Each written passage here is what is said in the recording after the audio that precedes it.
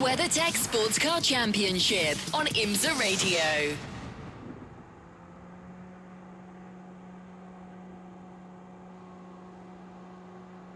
Hello everybody and welcome along to qualifying for the 25th anniversary Motul Petit Le Mans. We're at Michelin Raceway Road Atlanta. John Hinoff and Jeremy Shaw in the Haggerty Global Broadcast Centre. Overlooking the start-finish line, it's Shea Adam and Nick Damon down in the pit lane. We'll grab some qualifying drivers for the first session with Shea in just a moment's time. But as tradition dictates, well, it has done for the majority of the time that we've been racing here at Motul Petit Le Mans, this is the final event of the IMSA season. 2.54 miles, 12 corners, a brilliant circuit, a little bit of everything, long, fast back straight, lots of drafting down there. You need a car that stops and turns for the chicane at turn 10A and B. You need a car that's quick in a fast corner for the highly committed turn number 1. It's really a little bit of everything, and the drivers and the teams have to work very hard to get their setup. They'll tell you that even in a 10-hour race, this is the most important session of the week. Track position here is everything. When we're doing our Porsche keys to the race in our Michelin Countdown to Green tomorrow, that will be top of the list. It's the usual situation, 15 minutes on the clock. It will be GTD Pro and GTD to go out. That's a big field, 22 cars, and Shea Adam has the qualifying drivers. Where are you going to start, Shea? I will start. Let's do it by the front of the field because that's the way that the pit lane is laid out. So GTD Pro first. For Corvette, looking for his first ever Motul Petit Le Mans win this weekend, but not coming into it worrying about a championship. Antonio Garcia looking to keep his pole streak alive as well. He's gotten poles in each of the last years in the GT Le Mans category. Still looking for his first one this year, though. He is doing the duties for the Corvette number 3. For the Pfaff Motorsport team, this is the team that will win the championship by starting the race.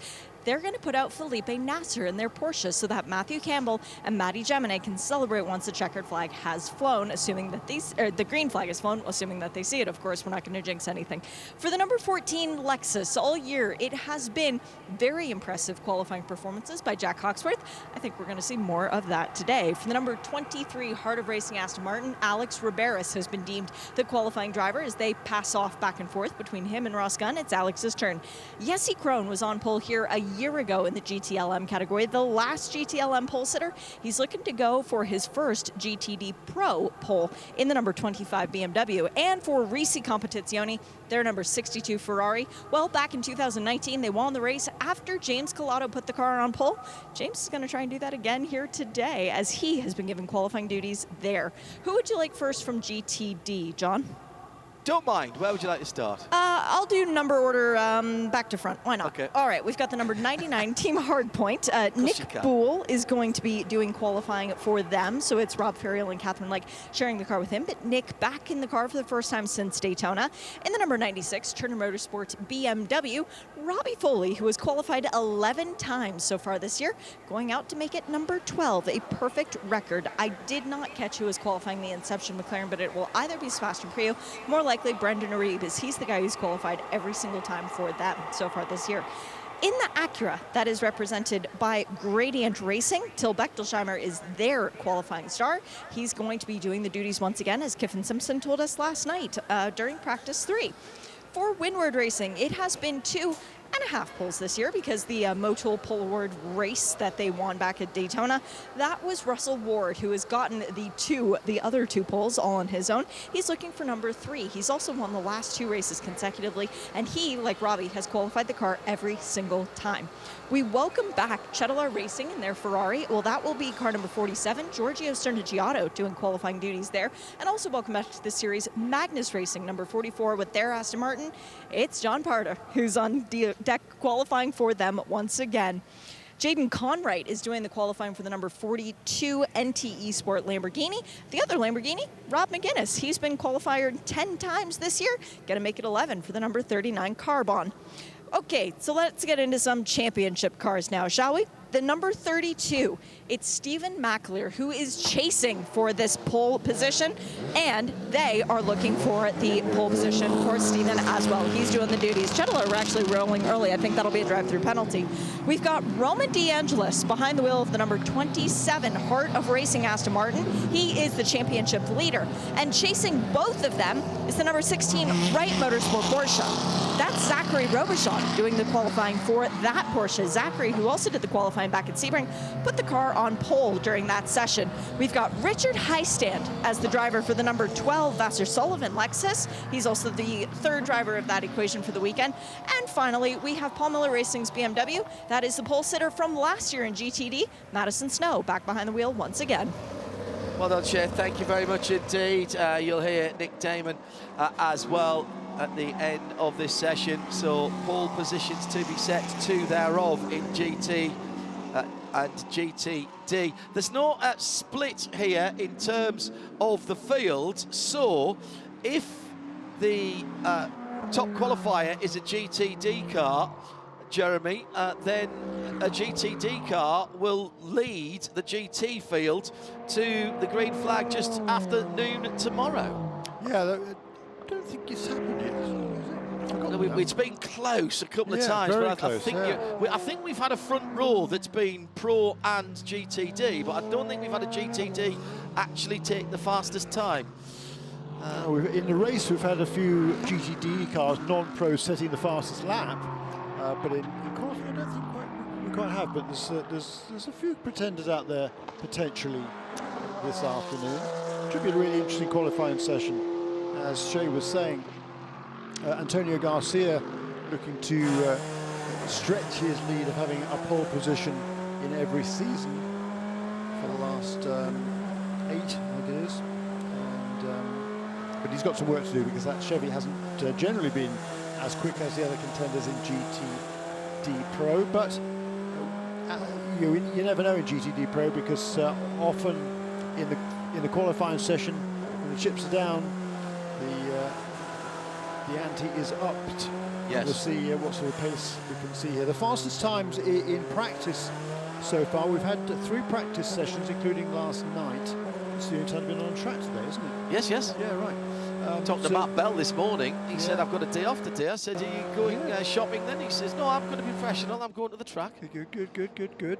The fastest time overall was set in the second session, and not the night practice, by Jack Hawksworth, excuse me, in number 14, Vassar Sullivan Lexus. The fastest non-pro time actually was the next best time, and that was Brian Sellers in the Paul Miller Racing BMW. That was in the first session of the day at a 1:19.500. So pretty big advantage there for Jack Hawksworth in the Lexus. So we can see now if he can deliver.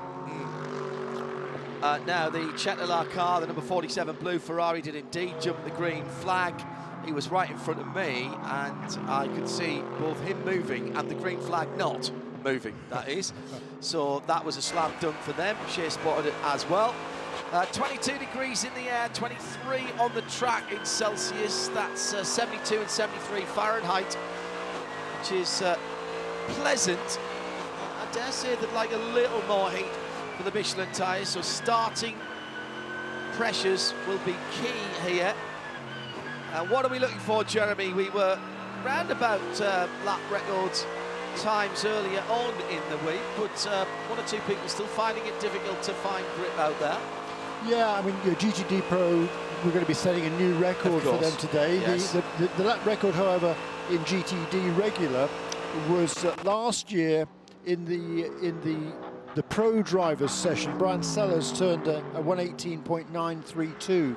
That's the fastest time, therefore, officially in GTD, I think. And that time was bettered fractionally by Jack Hawksworth yesterday at 1:18.912. So we'll see what happens now. I think conditions are pretty darn good. It's cool. Wind's dropped right off, hasn't it? Yes, it has. That was certainly a problem at stages yesterday. Now, if you are in the US and you can get here tomorrow, the weather forecast is good. Hardly any chance of rain. I appreciate the transport links, thanks to Tropical Storm well, hurricane, tropical storm, and now hurricane again, Ian. It'll end up as a tropical depression. They always do, you know, they just lose their way. In all seriousness, I appreciate that transport links have been rather messed up, and so travelling is a bit difficult. But if you can get here tomorrow, you can come to Motul Petit Le Mans. The weather forecast is good. It's a big field, 73 high and 53 low, so that is around about where we are now, 22 Celsius. 6% chance of rain, which is pretty minimal. Yeah, 94% chance of dry, I like to say with those, Jeremy. I am the carafe half full sort of person. A little bit of a pause for the number 57 AMG, looking for some gap for Russell Ward. What a good qualifying exponent he has proved to be, Jeremy. Gets his head in the game, running the team as well, of course, but concentrating here on his driving. Yeah, indeed, and so there are championship points on offer for qualifying sessions, and tallying those up during the season in GTD, Russell Ward has scored more points than anybody else. Yeah. He scored 250 to the 245 of Stephen McAleer. Wow. And they are well clear of the third best point scorer. That would be the Robert McGuinness in the Carbon Lamborghini on 229. Well, you know what? I probably would have got the first two, but well done, Robert McGuinness, who's kind of just sneaked in there and been very consistent then across the season. 119.5 for Madison Snow, getting his Michelin tyres up to temp early. And that 119.501 is precisely 1,000 slower than he managed yesterday in the first session. It's consistent, Jeremy. Yeah. I think, you know, and I'm sure he knows where that 1,000th was. He'll find it on this lap, and probably a little bit more. He's got a good clear track ahead of him, actually, with just the Cetilar Ferrari ahead of him as he comes up towards turn 6. The Cetilar Ferrari is just going through turn 7, so he's not quite close enough to get a full draft. Might get a wee bit of aerodynamic advantage. No, I think he's a bit too far back. A bit of overcast gathering at that end of the circuit. As he's now on the back straight, coming to the line now, the Lamborghini of Carbon. Cross the line and into the first corner for that number 39 car. That is Robert McGuinness. Third best qualifier in terms of points, as I now know. Thank you, Jeremy, for handing me that statistic. And he's got a good... I tell you what, considering there's 22 cars out here, they've done rather well to find themselves space. There goes Madison Snow and improves to a 19.211. 119.211. That's a bit more like it. That's a good effort. Roman De Angelis, Heart of Racing Aston, number 27, half a second back. No, that's Jaden Conwright now in the 42 Lamborghini for NTE SSR.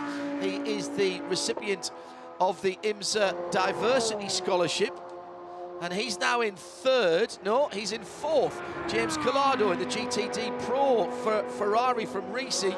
Jack Hawksworth goes into second behind Alex Riberas for Aston Martin Vantage in the Heart of Racing team. Aston have not won this or the equivalent championship before. Jaden Conwright bouncing over the curbs at turn 5 is really giving it large.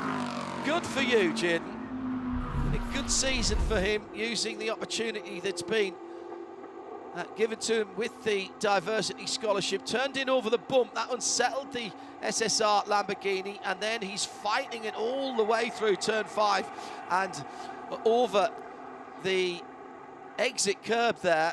Shea was saying earlier on, driver coach, that she had around here, if you're going to go over that exit curb, you've got to go all the way to the right of it or straddle it, because there is a big dip in the middle of that curb. Well, Jaden chose the former there. He was all the way over to the right-hand side. And Jaden Conwright qualified second on the grid at WeatherTech Raceway Laguna Seca earlier in the season, so he's got form, we know that. And he was supposed to this morning, he was pretty happy with the car. He hasn't got a lot of laps in this week so far, but he's doing a pretty stout job. Well, Alex Riberas put in a 19.043, and with 5 minutes remaining, he's told the team, that's it, there's nothing left. Nobody's going to go any faster than that. I'm calling it a day. Oh, whoops. Jack Hawksworth says, hold my beer. 0.033 of a second for the Englishman, for Vassar Sullivan in the RCF GT3.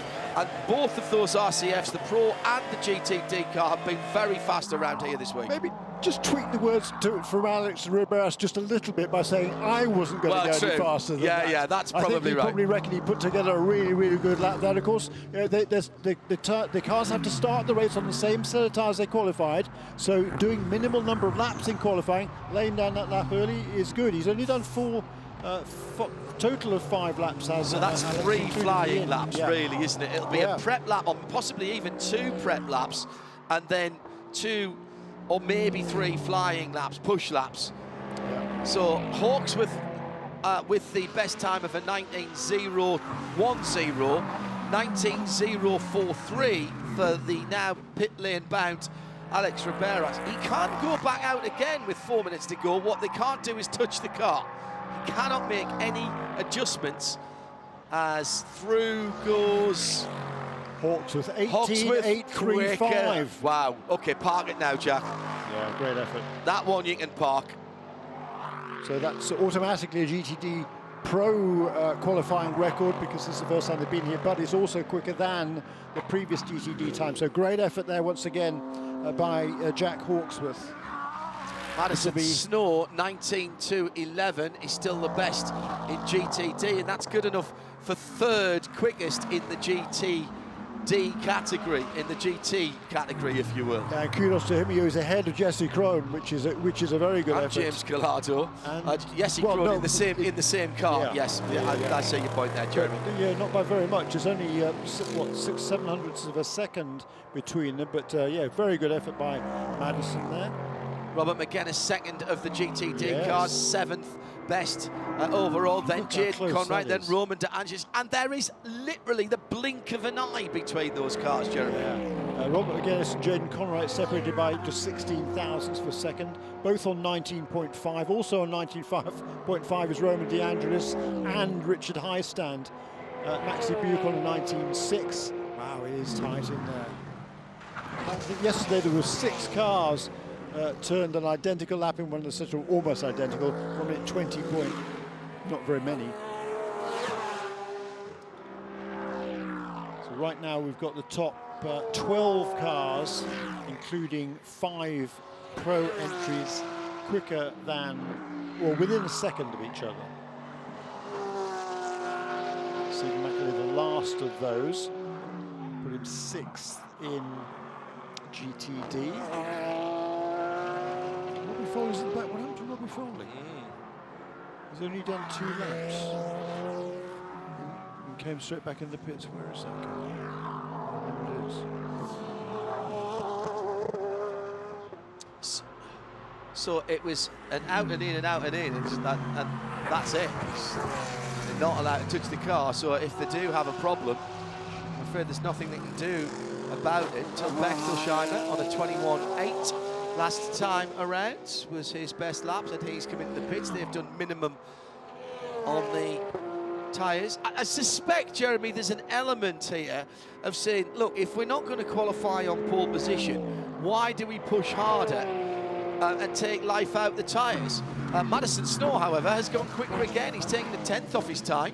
Yeah. And that is now a 1:19.118, and he's now backed out of it into the pit lane for Hawksworth. Riberas is already there. Madison Snow will come in at the end of this lap. James Collado, welcome back, Risi Competizione. Giuseppe Risi saying to, was it Andrew? Yes, it was Andrew, earlier on in the week, that they are actively investigating. I think did he say evaluating or investigating? There was a word there. Yeah, and the possibility of a Risi Competizione Ferrari prototype, and he wants to race that here in IMSA. Very excited by that. That set a lot of tongues wagging. That's a Ferrari program well in advance. Over 10,000 kilometers has been run by that new Ferrari prototype, and under extreme secrecy levels. Only pictures that have got out are the ones that Ferrari want out there. Of course, we are expecting to hear which teams will be running that car. Check flag is out, but surely Giuseppe must have some clout with the powers that be. Still selling Ferraris. What did he say? Selling Ferraris is lovely, but racing them is what you really want to do. That's what gets the heart beating quicker. Brilliant to hear from Giuseppe. Man of few words. Well done, Andrew, for that one. Yeah, that was a great interview. And 5 times a winner here at Petit Le Mans over the years, including, of course, the first year here in association, the Doyle Risi team with the Ferrari. But also this year, they're just doing the Endurance Championship, the Michelin Endurance Cup, and they're only 2 points out of the lead behind the number 3 Corvette. What a story that would be. Checkered flags are out. No further improvements there at the end, other than at the back end of the field. Nick Bull with Team Hardpoint put a 21.4 in. And I think that was the only improvement on the last lap. So it will be Paul in GTD and third best of those GT cars for Madison. That's his 9th pole position. Nick Damon will be talking to him in a moment or two. And Jack Hawksworth for Vassar Sullivan has taken pole in GTD Pro, and Alex Riberas will be alongside him.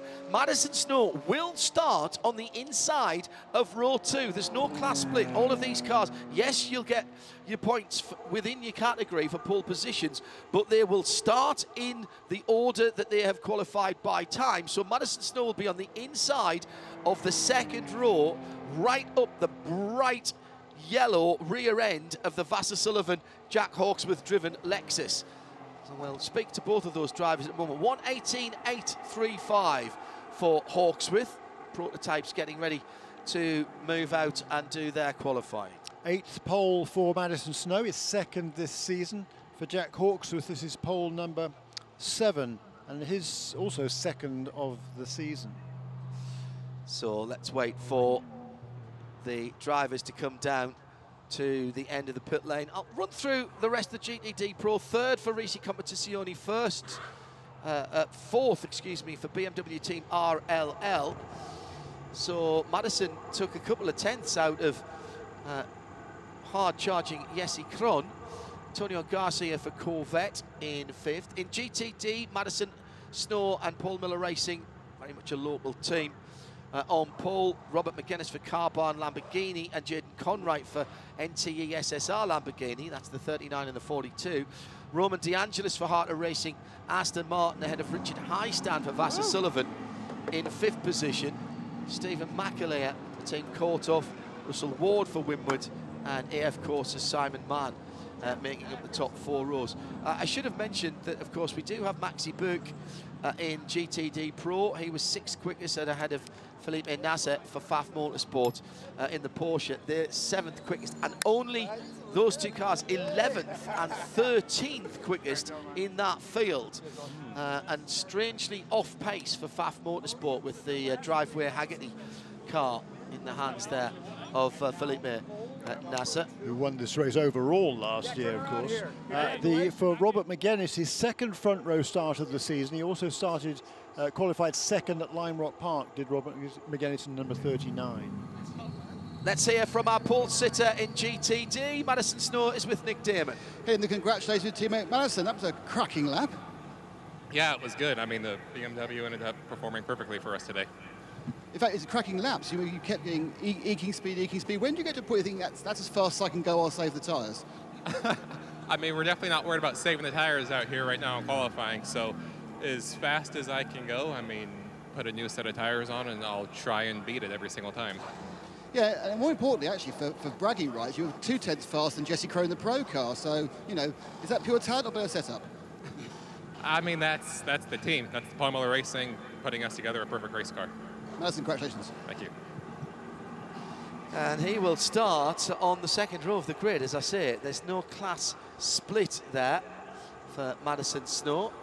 Paul Miller Racing, very much a local team. We'll head to Shea Adam, who is standing by for Vassar Sullivan's Jack Hawksworth. TV colleagues just having a chat with him at the moment, and they are now complete, so we can go to Shea with the pole sitter in GTD Pro for the 25th anniversary running of the Motul Petit Le Mans. Jack Hawksworth down here being congratulated by everyone, including Brian Sellers, his teammate Ben Barnicat. For that qualifying effort, though, this means a little bit extra to Jack Hawksworth, because I remember a long time ago, you got a pole position here in a PC car, didn't you? Wasn't that like 2014 that you were running super strong in a PC car? That's right. I guess I'm getting old. I've been around a while now, but yeah, I had 2014 I had pole here in the PC car, and yeah, we had a good race going that following day. So I was just saying, last time we had pole, this year we won. So it's important to get off to a good start, score those extra points. We really want to get second in the championship and also have a go at winning this race tomorrow. So we've had a really good weekend. The Lexus and Vassal, the team, they've been strong since we rolled off. So we hope we can continue that into tomorrow, and expecting some carnage, but so happy this weather's held off. It feels like we can have a proper race this weekend now. It's a long race. You got an extra driver in the car, which means that the practice sessions are shifted around a little bit. You got less time in the car before you come into qualifying. How did that change your approach today? Yeah, I mean, we tested it a few weeks ago, so I felt sharp and I felt like I had a lot of laps in the car. But yeah, obviously with having Ben and Kyle, they both got a lot of experience as well. So now we've been able to share the driving around, feel like we've done a good job developing the car, and all three guys are comfortable. So yeah, just got to go race now. Can't wait. You're not the first driver who said we're expecting a little bit of trouble in tomorrow's race. We've heard from a couple of different people from a couple of different classes. What is it that makes you think that it's going to be a little bit more elbows out? I just think the amount of cars, I mean, it's great to have a field this big, but to be honest, on a track like this, it's probably too big. And just with the nature of where the overall leader accelerates coming off a 10B and where the GT field will be on restarts, there's potential for stuff to happen down into the chicane. So, yeah, I mean, it's going to be busy, especially the first 5 hours. I expect it to be very stop-start early on, and then I'm sure at some point there's going to be some reds, some cars are going to go out, and I imagine the end of the race will flow a little bit better. But yeah, you put this many cars on a track like this and these many classes, you're in for a crazy race. So it's what IMSA does, right? It's exciting, it's edgy seat stuff, and I expect nothing less tomorrow. Well, stay safe tomorrow, have fun, and more importantly, congrats on pole. Appreciate it, thank you. Woohoo! Woohoo! Yeah, I could listen to him talk all day. Yeah, he's great. He's great, absolutely. Wrong side of the hills, but yeah, cool Well, guy. you see, you're a Lancashire lad, aren't you? And he's from the Yorkshire side of things. From over there somewhere. Over there somewhere. White rose and red rose. Red rose for Lancashire. Hey, look, you alluded to the points table there. The Lexus comes in just 16 points behind the Corvette in that battle for second place in GTD Pro. Yes, and clearly quite a lot of chat has been going on, Jeremy, between the teams. He knew exactly what the situation was there in the championship. I like what he said, actually, about the restart, and I hadn't thought about that. 7 cars in DPi and then the rest of the prototype field. Getting, the call for the green flag as they come under the Fox Factory Bridge, probably somewhere about there. But with a split restart, that means the GTDs are quite a way back, and that could cause a bit of carnage into turns 10A and 10B.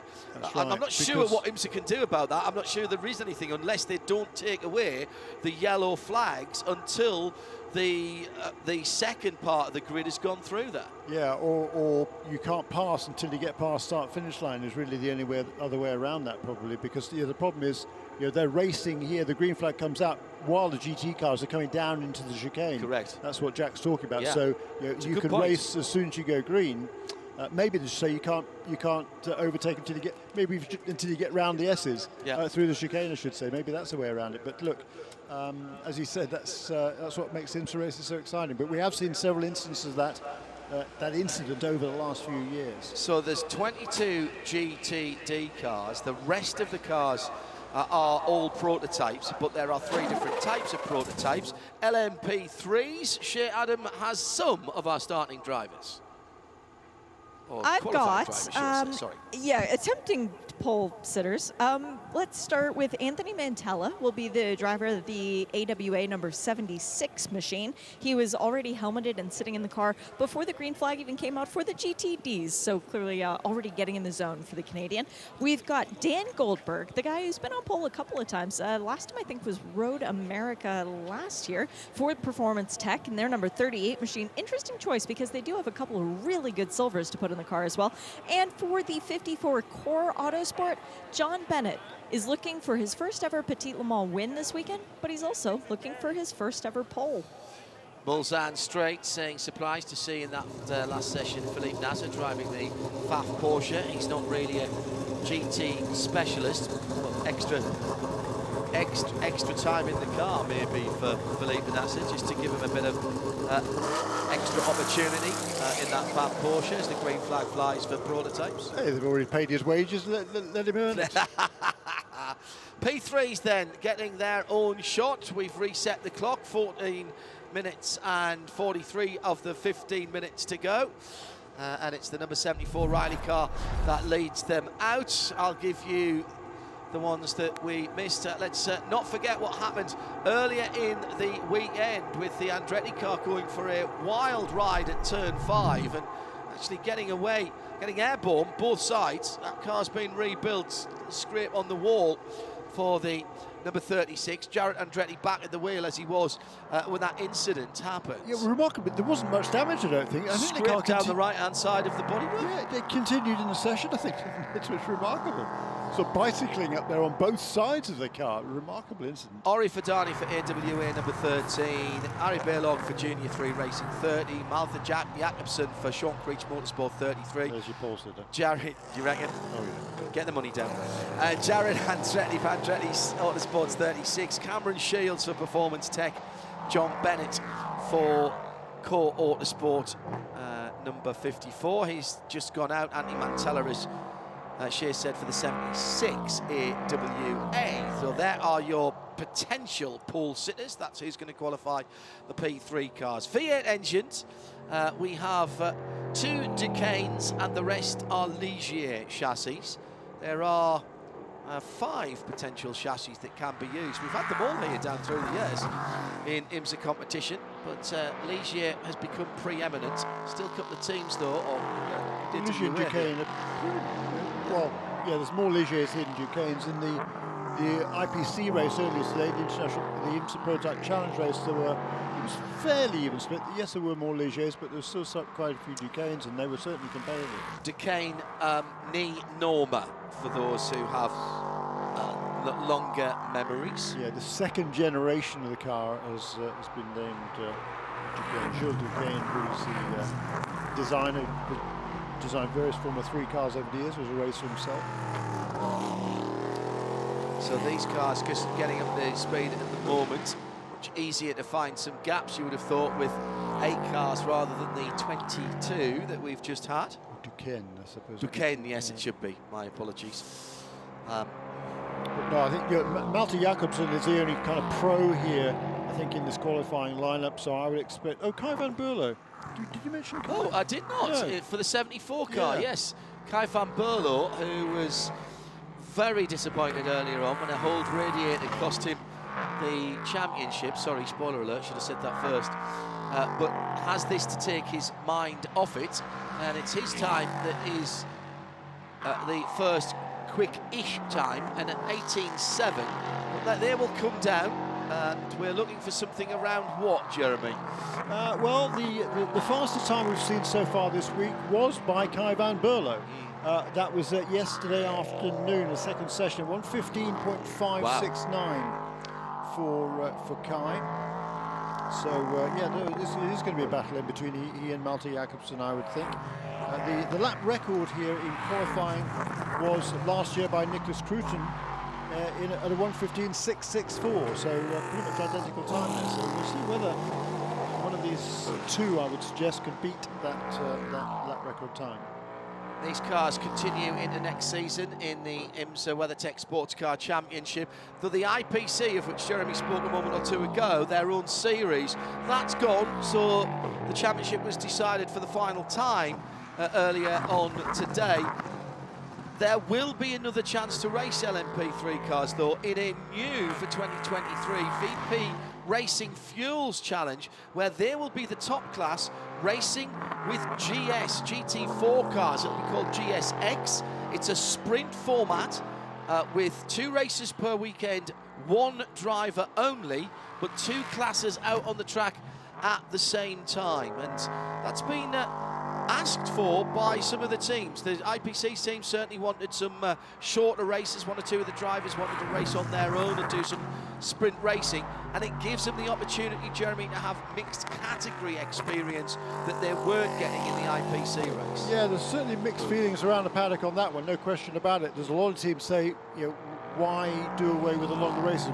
We like the fact we can have two drivers in the car to share the cost of running these cars, and why not make them, you know, an hour and a half still, but just one race with two drivers? I don't know, same amount of track time, but yeah, as you say, that was the feedback that IMSA got from the participants. That's where they decided to go, and whichever happens, I think it'll be good. At least I hope it will, and adding those extra GS cars in there as well. You know, we're also going to have the GS. They're going to be known as GSX, yeah, because of it being a sprint format. But that, as far as I'm aware, there's no difference in the technical regulations and the way the prototypes or the GT cars would be. So, in theory, you could race the same cars twice in a weekend. Once in the WeatherTech for the LMP3s and once in the Michelin Pilot Challenge for the GSs, and then they would be together in the VP Racing Fields Challenge. And that's my understanding. 9 minutes to go.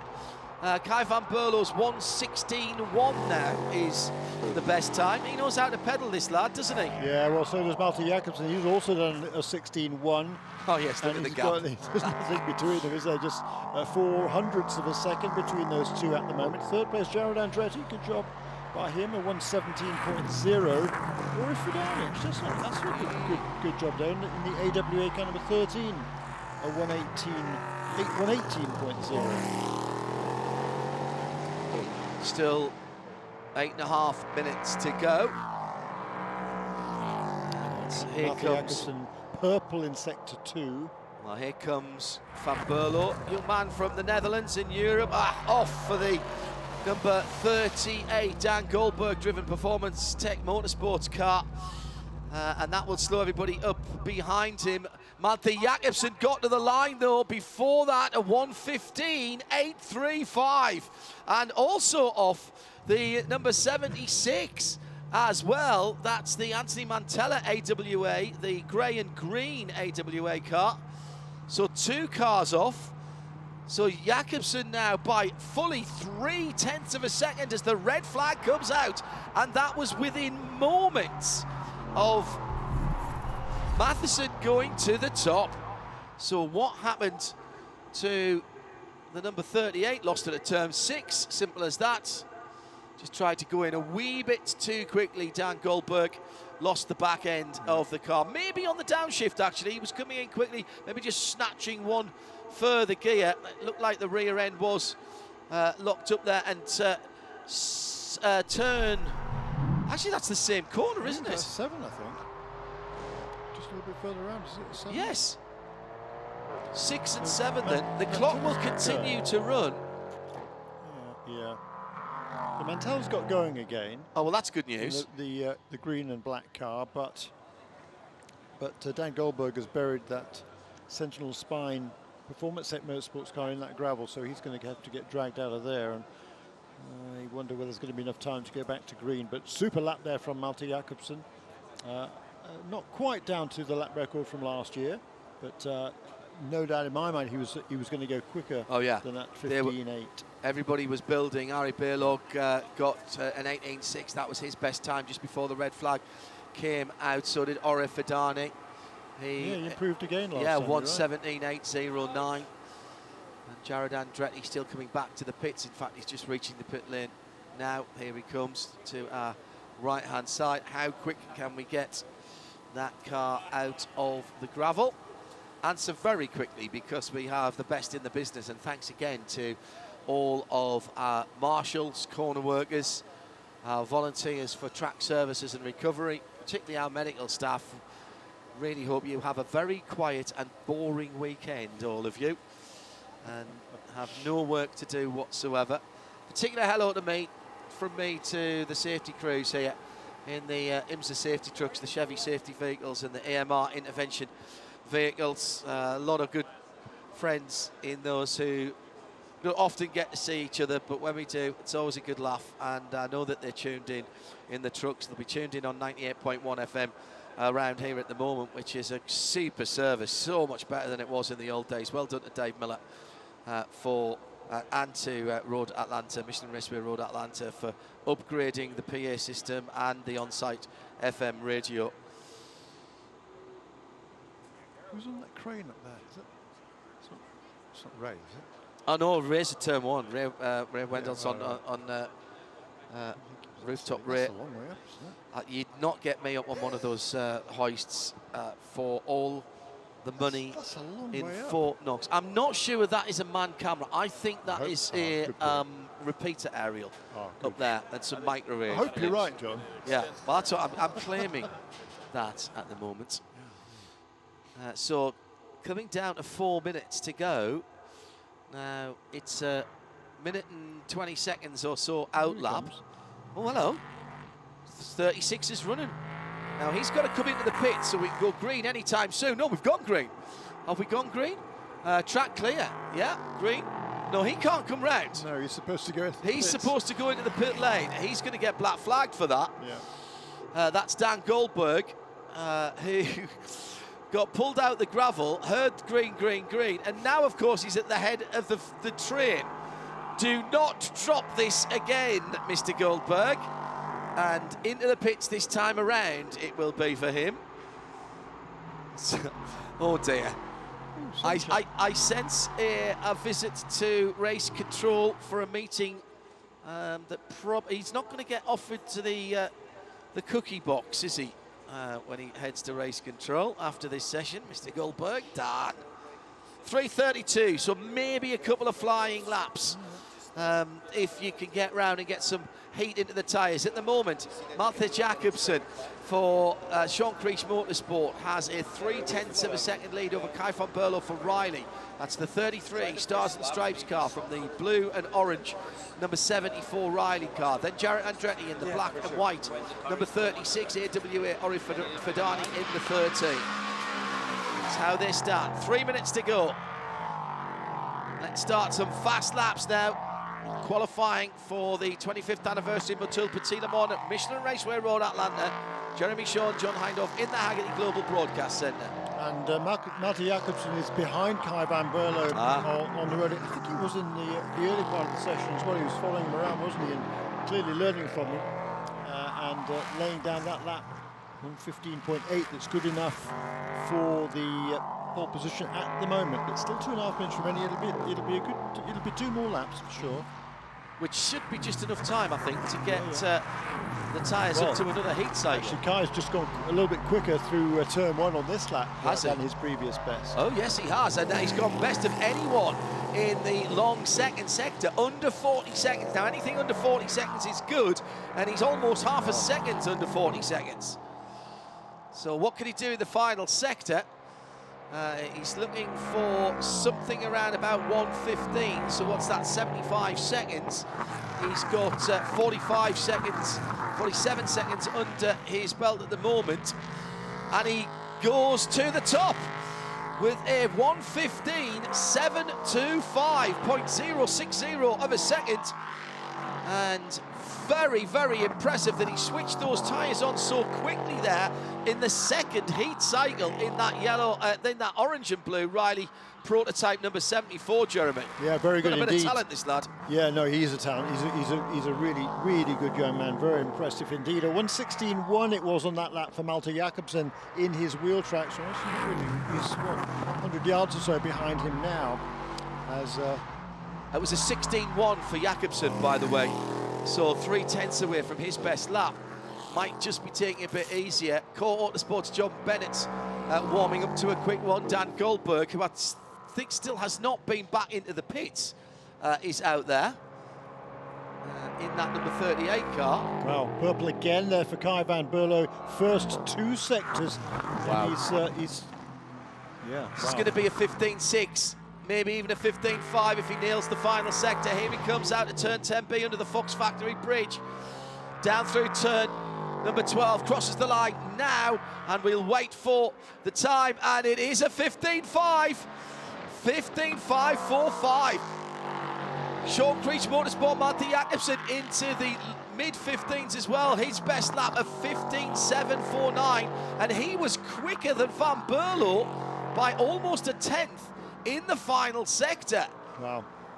New lap record then for Kai van Berlo, but Malte Jakobsen, he's gone quicker through sector 1. They both have, in actual fact. So is Jared Andretti, not quite as quick as the other two, but a personal best. He remains in third position at 1:17.0. 0.2 of a second the gap, 0.3 of a second, nearly 2 and a bit tenths in the middle sector for Kai van Berlo. So I think he might have that car trimmed right out. No improvement this lap, but there is an improvement for Malte Jakobsen. Yeah, I think Malte Jakobsen's got the car trimmed out for the last sector, and that's hurting him in the long sector, middle sector, which has got all the twisty bits in. That basically is from turn 2 to out of turn 7 into turn 8, the little kink. Who else have I just seen? Does improve.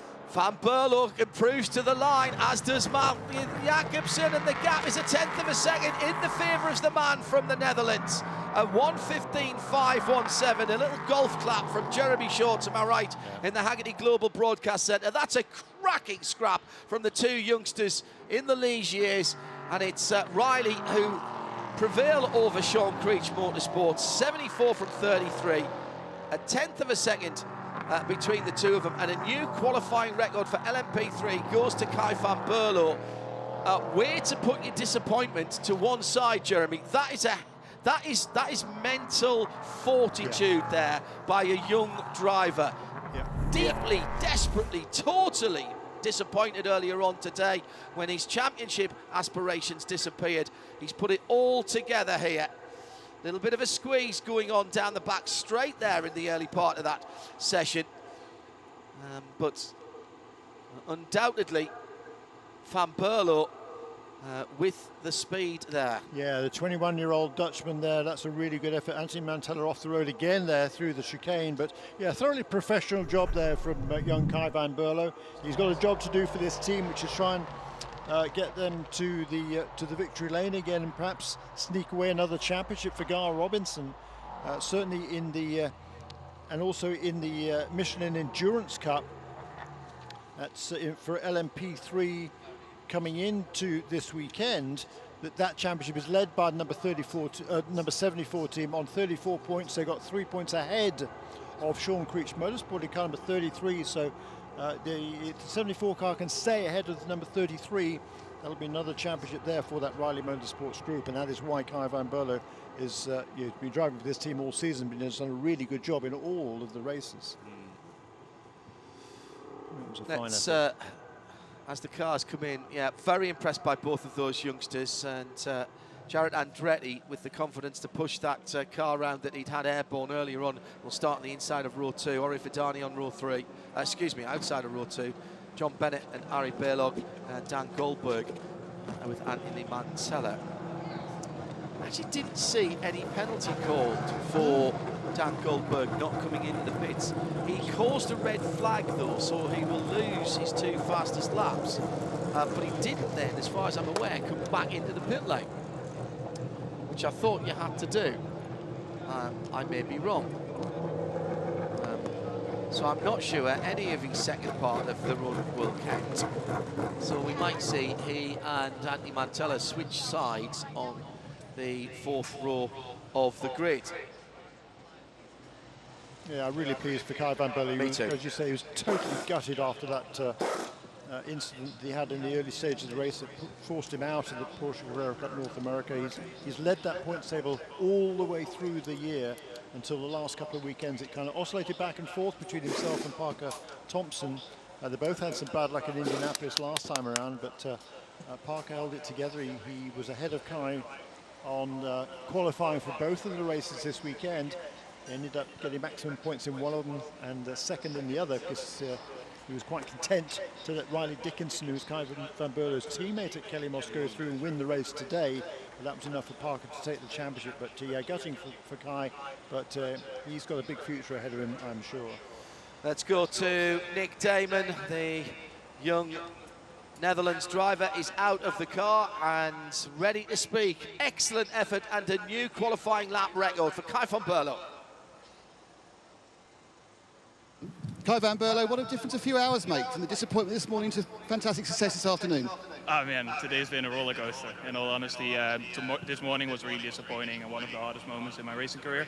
But you know, there's more to do. We have another championship we want to win. So you know, I just changed my mind and jumped into the other car and start from zero again and just try the best I can. And it worked out pretty well. Impressive stuff there, because you managed to get your fastest time through a second heat cycle on the same tyres. How did you manage the management? I mean, not really. It's the same for everyone. You know, we were at flag. I knew it was not ideal, but you know, everyone is on the same set of tires. So I didn't feel like I really was able to put down a good lap on the first run. So I knew on the second run, you know, I should be able to get some good laps in, and I was able to. Looking forward to the race. Often the P3s are the causes of incidents, but there's a lot of activity on the track. It seems very busy. How are you going to handle the actual racing tomorrow? I mean, it's a really long race. At the end of the day, we got a really quick car, but I think about those 10 hours, it's about staying clean, managing traffic, put some quick laps in, stay on the leading lap, no damage, and then bring it home at the end of the day. Sounds simple. Thanks, Kai. It is simple, no.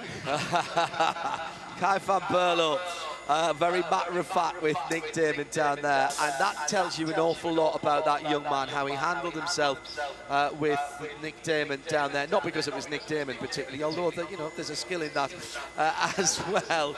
But to come back from crushing disappointment, and I am not over-egging that pudding at all. He was inconsolable as he walked away from a steaming number 3 Kelly Moss racing car with a whole radiator in the Porsche Carrera Cup North America presented by Visit Cayman Islands. Didn't take his helmet off, worked straight out of the back, straight back into the paddock to compose himself. And I don't think that was a bad thing to do, to be honest. And Clady's got his mind. He said, I just had to get my mind back together, and that's exactly what he did. Obviously a bit handy in prototypes as well, Jeremy, which means he's got a future ahead of him. Yeah, absolutely right. And, good to see. It's always good that young drivers get experience in different sorts of cars, and you couldn't get much. They're very different. Certainly the prototype he's driving now, the Ligier prototype he's driving now, and against a rear-engine Porsche, and very, very different indeed. And he's been fast in both of them. Coming up next, LMP2 and DPi coming out together for 15 minutes. And Shea Adam will tell us who is attempting to take the respective pole positions for Motul Petit Le Mans this weekend. In the LMP2 category, it's fairly straightforward. Bronze driver must qualify the car, and since there's only one bronze driver in each of those, I can tell you it's Henrik Hedman in the Dragon Speed number 81, Ben Keating for PR1 Matheson in the 52 with Stephen Thomas in the sister car, the number 11. It will be Mr. Anderson behind the wheel of the number 20, Mr. Merriman in the Era Motorsports number 18, and Mr. Ferrano in the championship leading number 8 for Tower. It is the DPIs where it is at the discretion of the teams as to who they wish to attempt to qualify the car and put it on pole. We've got in the number 60, let's start there because they've gotten a few pole positions this year for Tom Longfist for Meyershank Racing, looking to try and keep a little bit closer on the gap to the championship leaders, the number 10. Tom Longfist will be doing qualifying today. He will be chasing in the other Acura, Ricky Taylor for Konica Minolta Acura.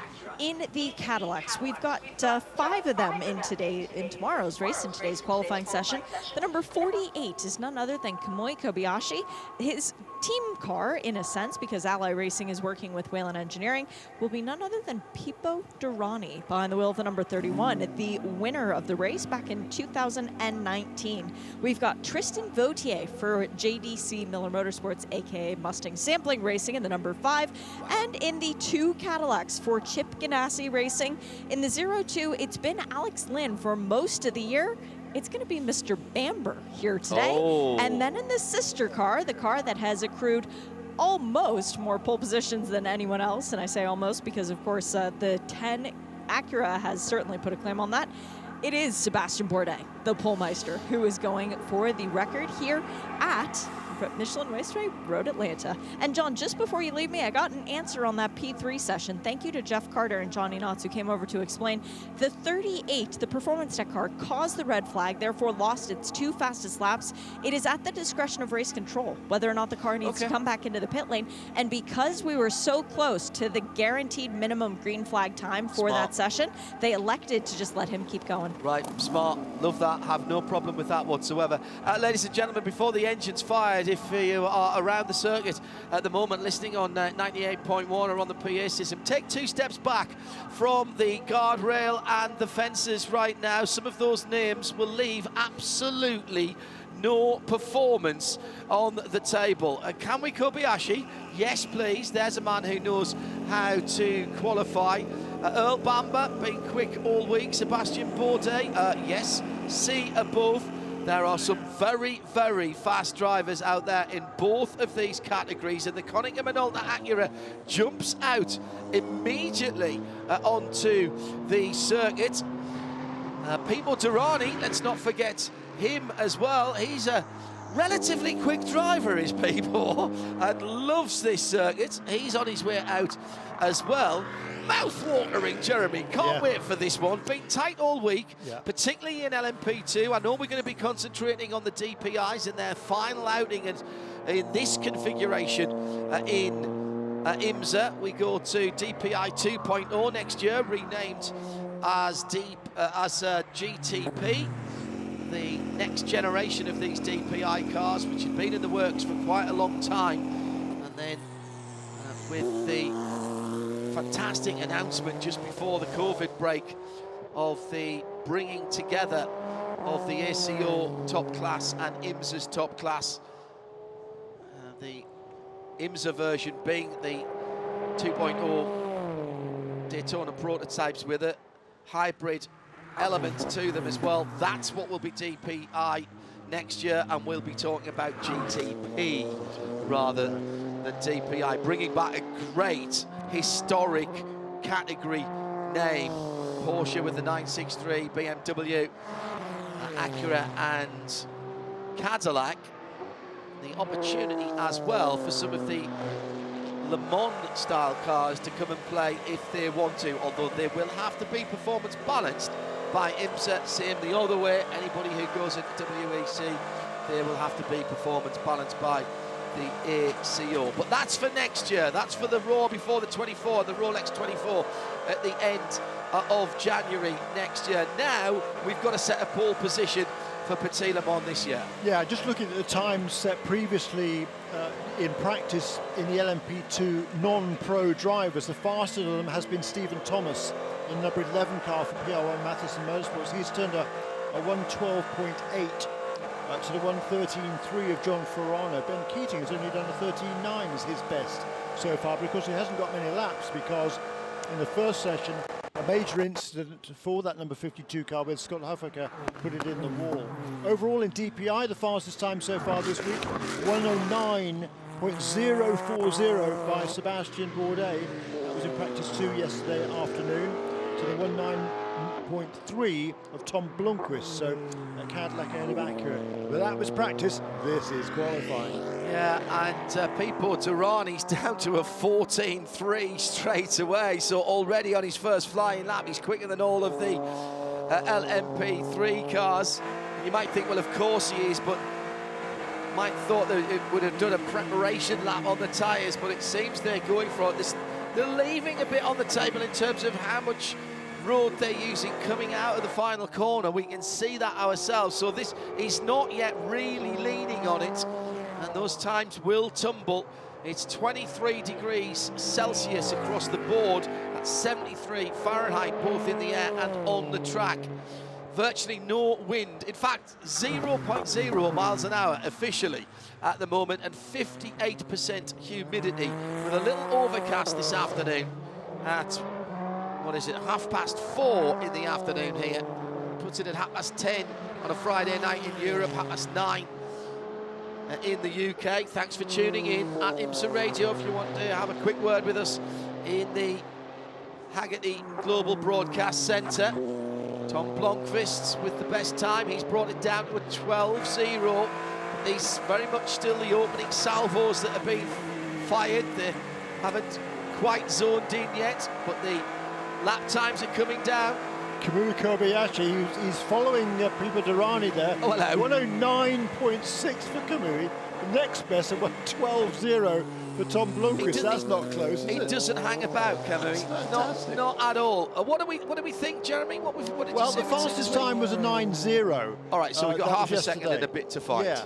The lap record, however, was Dane Cameron back in 2020 at 108.402. Okay, so about a second away from where we are now. Will we find that? Not sure. Don't know, that's interesting. Last year's pole time was Felipe Nasser in a Cadillac at 108.678. So almost exactly a second away from that. 10 minutes to go. Could be under threat. It might be. It might be. Blomqvist goes through with a 110.0, so that's his best good. time. Yeah. Nice and clear, no crisp, as you say, no wind. LMP2, I said we would try not to forget that as Ricky Taylor goes through to an 8.999. That's the first 68-second lap. People to Rani, 109.3. LMP2, Stephen Thomas for PR1, excuse me, on a 13.7 ahead of a 13.9 for high-class racing in Dennis Anderson. As John Ferrano goes through for Tower, that car had a bit of an issue earlier on, and a 13.4, 13.3 for high class and Dennis Anderson, the red and white number 20. We'll try and flip-flop between the P2s and the DPIs, as they do seem to be on different parts of the track rather thoughtfully of them. Thank you. So Ricky Taylor, 108.999. It's going to get beaten. I think so. Here comes Blomqvist on a quickie. down the hill he comes, across the line. Yeah, here he goes, right to the top. 108.7, knocking on the door of last year's pole time. Needs to find another 10th. And who's in the Ally Cadillac? It's Kamui. He's improving as well. Maybe not quite quick enough to go to the top. Here he comes down to the line, and only moves up one position to fourth with a 109.4. Still only two drivers under the 69-second mark, should I say. Yeah, the two Cadillac racing entries, number 02 and number 01, not yet really showing their hand. Ben Keating to the top in P2. What a season he's having. And 113.215. He bagged two pole positions in one weekend in WEC in the GTE class, and here in IMSA in the LMP2 category. Both were lap records, and that's set the tone for his season, really. He's been flying. That wins sponsored PR1 Matheson car. Another quick lap from Blomqvist, 108.683, that is. And improvements across the board behind him, Jeremy. Tristan Vautier briefly into second place there at 108.853, and Ricky Taylor just ahead there, 108.802. Top four separated by 0.4 of a second in DPi. Kobayashi ahead of Durrani. Top five separated by 0.4 of a second then, in that case. Well, wait, there's another one in there as well. It's Earl Bamber up into second position, 108.7. Whoa, there's off, that's the Taylor car. Yeah, Ricky Taylor, third position at the moment. He loses laps. Yes, if he causes a red, it's turn 5. He's out of it. Wow. Right, breathe, breathe, breathe. Is the car all right? 7 minutes on the clock. Blomqvist purple the first two sectors. Here he comes down the hill. This might be a new lap record for the number 60 Meyershank Racing. Acura across the line, and it's an 8.555. Another 10th and a half he needs to get the new lap That's record. quicker than last year, though, yeah, Jeremy. It is by more than a 10th. In the first sector, here are the times for the first four. Blomqvist 7.882, Bamber 7.922, Ricky Taylor 7.922. and 7.989 for Tristan Vautier. Now, I know it's a short sector, but my goodness me. Oh, big slapper for Ricky as he was going into 5. That was actually in the slight right flick before he turned left. There is a bump there that is quite disruptive to the DPIs. Yeah, there's a curb there as well. He got on that curb, and then it just sort of coming off the curb, it stepped sideways on it, and he lost it and slid it through the gravel. Looking to get away with that one. Oh, now has he damaged those tyres, Jeremy? He was sideways for a long time. You've got to start on those tyres, otherwise you've got to go to the back. He's coming to the pits, so he'll be no better than qualifying in 3rd position. Well, no, true. He didn't cause a red. Didn't cause a red. You're right. No. Stephen Thomas going quicker again for PR1. He's nicked the pole position away from Dennis Anderson. They're separated by 0.3 of a second. 1:11.9. He's not hanging around for a P2 car. No, particularly for a non-pro drive, but that's a really good effort by Stephen Thomas. That's 1:11.9. That's a whole second faster than he went in practice. Really good job by him. And 0.4 away from Dennis Anderson is no slouch, let's be honest. And Ben Keating now in 3rd. That's ahead of quite a few of the pros, actually, from earlier in practice. So really good effort by Stephen Thomas. He and Ben Keating, they got a really good little friendly rivalry going there at PR1 Matheson Motorsports. They both drive for the same team, and they both want the pole position every time out. Earl Bamber looking to improve, maybe just looking for a little bit of room in the 0-1. He's backed off on his sector time, so Blomqvist still ahead of the pack with an 68.555, 1 minute 8.555. That's 0.2 of a second better than the Kiwi in the Cadillac, the 0-2 of Earl Bamber. Sebastian Bourdais, though, went out well after everybody else. Yes, he was sort of at least probably about halfway through the session that he went out. He's getting up to speed now. He's going to improve this time. His lap time improved, but not his position. Remains 7th. Sebastian Bourdais, 109.273. He nicked it right at the end, the time. The last time we saw him on top of the timesheets earlier this week. He's working up to something there. Into the pit lane for Blomqvist. So 8.555 is as quick as he thinks he can go.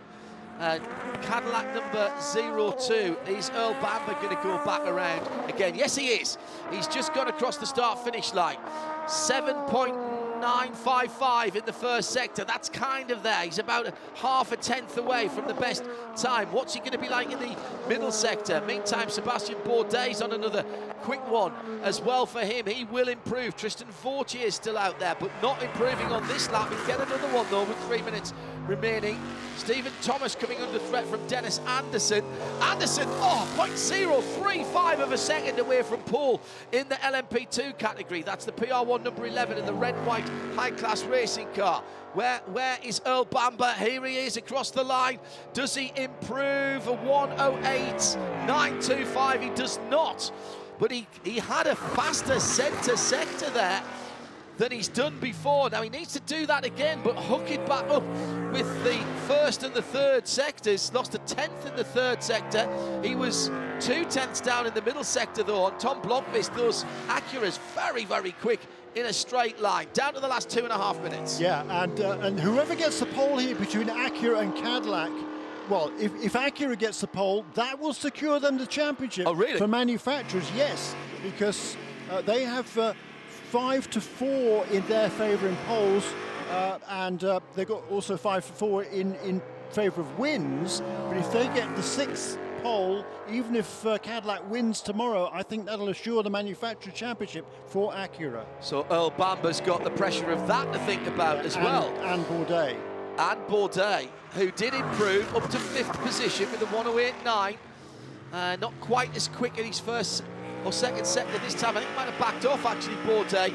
He will get round for another one if he's cooling his tyres down. Here comes Earl Bamber. Now, that was another 1:08.7, 1:08.797. That was Bourdais, wasn't it? I think that was Bourdais. Okay. Yeah, going on to a fast. Right, yes, because that was a 14 for Bourdais. Okay. Bourdais in the 0-1. Yes, it was, Jeremy. It was the lighter of the two cars. You're absolutely right. Yeah. So here comes Bamber across the line now, but he is peppering that area. Now, that was a cool-down lap. That was a 17.454. So let's see what Earl Bamber can do up into turn number 1. Meantime, his teammates in the S's. And Bamber, we're looking for something under 8 seconds. Well, he is. 7.958. Bourdais did 7.963. The middle sector now, you need to be 36 seconds. A low 36, a 36.1 or 36.2 if you're going to challenge Tom Blomqvist. I don't think the Cadillacs have got that kind of speed in that sector. I really don't. Bamber's gone through now, he's off it. There goes Bourdais. Oh, Bourdais with a 24.5 in his last sector as in comes the Dragon Speed number 81 car. There's another 109.0 there for Bourdais, but that's not good enough. He did have his fastest final sector though, Jeremy. Okay. 24.5. But his first sector, again, it's a very, very short first sector, but it wasn't as quick as his previous efforts. A tenth slower than Tom Blomqvist. Checker flag is out. Cadillac are throwing at this. In comes Bamber. He'll be no better than second. So Cadillac at the moment can't stop. It's as Stephen Thomas goes through and improves. Well, 1:11.9. So he squeaks out to 0.082 of a second over Dennis Anderson, who pitted coming round that time. He won't improve. So the hopes of Cadillac lie on Sebastian Bourdais' shoulder. He's not that far away. He needs to do a low 24 in the final sector. I don't think he's got that. Here he comes now. He crosses the line. He does a 24. But it's not quick enough. It's a 24.6 and he does not improve. And Tom Blomqvist puts Michelin Racing with Curb, Agajanian and Acura on pole for the 26th Motul Petit Le Mans at Michelin Raceway Road Atlanta. Yeah, brilliant effort there. What a great job there by Tom Blomqvist. He's been the man in qualifying this season, hasn't he, in that number 60 car for Michelin Racing. This is his 3rd pole of the season. And I reckon even if Cadillac wins tomorrow, Cadillac can score a maximum of 36.82, 3,682 points. Acura, if they finish second, it'd be 36.88. So that, by my reckoning, gives the championship to Acura, and they will be thrilled with that.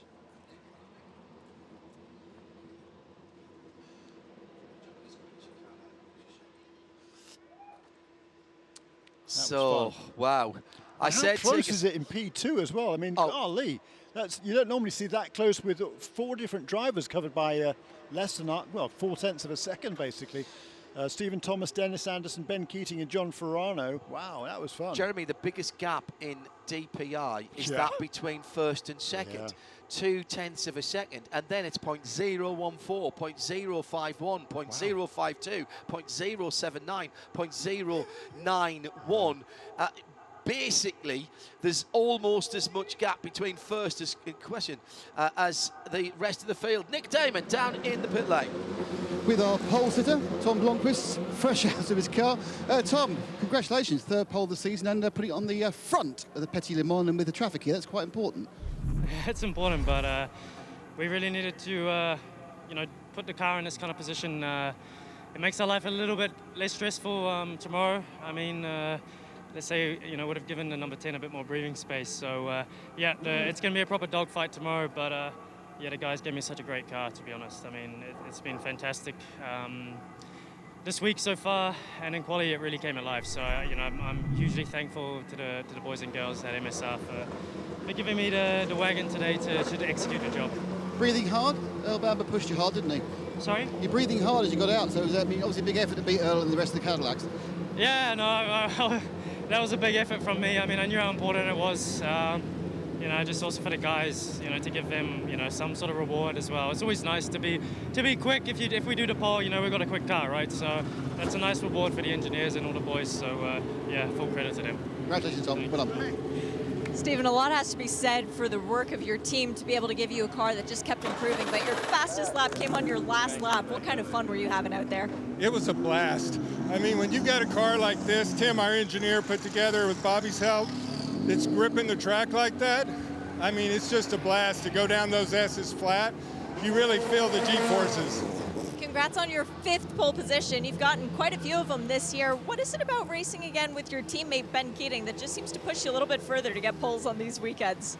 Well, you know, Ben's a good friend of mine, and we push each other. He, you know, has a lot more experience than me, and he's been very gracious in helping me along the way and giving me tips, which I really appreciate. And then, you know, us working together. You know, Pat Kelly's doing the short races, and he also is a veteran racer who very graciously, I mean, he even looks at my data and gives me tips. So, I mean, we try to get a little bond between the gentleman drivers going. You know, John Ferrano, I think he's going to win the championship this year. I stopped by his tent and said, go get that championship. You know, we got to kind of look after each other. Well, congrats on being the fastest one today. Good luck tomorrow. Thanks so much. I appreciate it. That was a good battle, wasn't it, Jeremy, Yeah. between Dennis Anderson, Ben Keating, and Stephen Thomas. And John Ferrano. And John Ferrano, just another .032 behind. 4/10 between the top four there, just under a 10th between Stephen and Dennis. But a very important pole position for Acura, as you mentioned, in the teams or the manufacturers championship, and also for that number 60 car in terms of the overall championship. Indeed, so that now means that whichever finishes ahead tomorrow, the 60 or the number 10 will win the championship. So it's clear cut. Whichever finishes ahead of the other, that's it. For you, Yeah. that we don't have to get the abacus back out again for that category. Yeah. It was Nick Damon and Shea Adam down in the pit lane for us for qualifying for the 25th running of Motul Petit Le Mans. Thanks particularly to Andrew Marriott as well, who's been with us all day today, to our crew up in Charlotte and in London, and all of our technical staff and our camera operators here at Michelin Raceway Road Atlanta. Well, that's it. There's just one more race now. It's just a small matter of 10 hours. We'll have the warm-up for you tomorrow morning, and then the full build-up in our Michelin Countdown to Green, and of course the whole race live and without interruption in sound and vision. For those of you outside the US, go to www.imsaradio.com for times in your time zone. Thanks very much. Enjoy your Friday night. And remember, we're racing tomorrow. It's a Saturday race for the 25th running of Motul Petit Le Mans at Michelin Raceway Road Atlanta. I'm John Hindhaugh. See you then. Bye-bye. This program is a Radio Show Limited production. For more, check imsaradio.com and subscribe to IMSA Radio wherever you get your podcasts.